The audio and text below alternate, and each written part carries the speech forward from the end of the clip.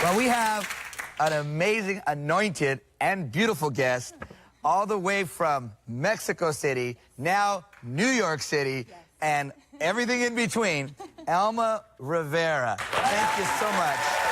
So much. I mean, you got the enough personality for 10 people. I mean, just God's favor is all over your life. But when you sat here right now, I heard a word in my spirit. I had a word of knowledge, and I heard the word faithful, that I'm faithful to her. And I want you just to share some of the testimony that God has brought you, literally, you could say from here to here. Yeah. God, just, the floor is yours, honey. Yeah, well, thank you so much for having me. Of course, it's a of course. pleasure to be here with such a beautiful crowd. My goodness, yeah. I am, first of all, you can tell my accent is heavy. Okay? I am Mexican. Arriba, México. And it's a great accent, by the way. You wear it. You wear it well. You're like, it's almost like a actress singer or something, you know, like. I know where you're going. Yeah, you know. Yeah, okay. Yeah. We'll leave it there. Okay, go ahead. Well, they tell me that I'm the Christian version of Sofia Vergara. Yeah. I know. She has a heavy accent. Yeah, but it's cool. But no me. Yeah, it's cool. Okay, well, So I got married 10 years ago with an American guy, the best guy in the world. I got it. So his name is Richard Rivera. He's American. Okay. And basically, I got married and he brought me to New York. Basically, he imported me here. So, mucho dinero. Okay. Oh, yeah. So I arrived here, and you know what? The funny thing, I was thinking that I gonna just be a housewife. That's it. Because I was doing a lot of ministry in Mexico. I was traveling. In that time, I didn't have my album, the music. I was very faithful and loyal to my pastors in the house. Yes. And I was going. There's a principle there, though. It is a principle. When you're faithful with another man's vision, God will not be mocked. Yes. He rewards. Come on now. Yes.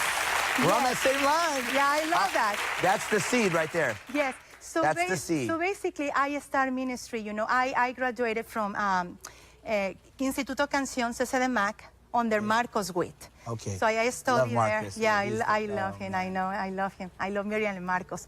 So I finished there, and what I did, and I went into the mission school too. Okay. I went into the jungle. I started that way. Ministry, I started in the jungle.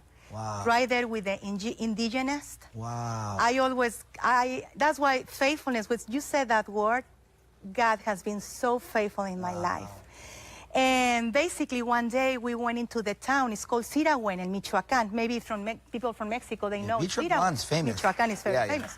So we went into the town in Sirahuen, and then they invited me to lead worship, you know, with my keyboard, my Casio, the small Casio. Tin, tin, tin. I was trying to play right there. So, and then I was setting up everything. Ding, ding, ding, ding. So I was setting everything, right? And then this girl, but before that, in the car, when we were heading the place, they were talking between each other and say, hey, yeah, we need to hide the Bibles. I said, hide the Bibles? Inside the clothes, because they told us that we heard if they find out that we are in the town, we're going to be burned alive. And I'm like, thank you so much for bringing me here. Whoa. Gracias. You know, I was very okay, I was praying right there. So we arrived, I was saying they're going to burn you alive. Yes, they were saying that. Okay. So I brought my Casio with the sound, din, din, din, din, I would say before. So this girl, she came and she goes, we need to go. And I said, where? We need to go. So I was like, okay, yeah, we're going to unplug. Let me bring my Casio, you know, let me bring with me. So hold on. So she goes, no, now, nos tenemos que ir, pero ya. Pero ya. I know. I need to say it in Spanish because of the flavor, right? So, and I'm like, okay. So in Oversoen, I get out from the place, right? That was the first service ever that we're going to have in that house. Oh, wow. So I never saw too many people in my life, Pastor. Wow. Just waiting outside with the stones and sticks to literally to kill us. And then I look. And I saw everybody was screaming loud, and I'm like, God, I know that you are faithful, and you didn't bring me here to die. I am too young. I was in my 20s, like yesterday, right? In my 20s. Of course, of course. So I was like, you brought me here, and I'm gonna leave this place alive. So we went out. Everybody was literally, they put the car like to block for the people to come. Yeah. One car, they put like the police, they put it there, right there. And the people, they were moving the car, but I don't know, now I know, was God. He didn't allow to the people to arrive and touch and kill us and do something to us. They were right there just moving the car, and I'm like, these guys, they can just jump into the car, go around, and just do whatever they want. But that never happened. It was like an angel of the Lord. Like an angel. I remember when, do you remember the people from the Egyptians, they were trying to kill the people of Israel. And God just stopped them right there. I was feeling the same way, exactly the same way. Or like when Jesus, remember he just walked through the crowd? Yeah, yeah.